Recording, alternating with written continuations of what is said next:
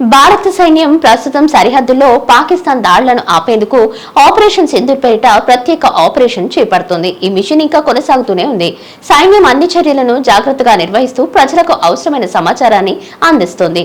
అయితే యుద్ధం జరుగుతున్న ఈ టైంలో నిక్కీ విక్కీ భాగాన్ని ఫిలిమ్స్ బ్యానర్ ఉత్తమ్ నితిన్ దర్శకత్వంలో ఆపరేషన్ సింధూర్ అనే సినిమా టైటిల్ రిజిస్టర్ చేసి ఫస్ట్ లుక్ పోస్టర్ విడుదల చేశారు. కానీ ఈ సినిమాలో నటులెవరు, కథేమిటి అని ఇంకా ఏమీ ఫైనల్ కాలేదు. అసలు యుద్ధం ఇంకా ముందే టైటిల్ ప్రకటించడంపై సినీ ప్రియులు ఆగ్రహం వ్యక్తం చేశారు.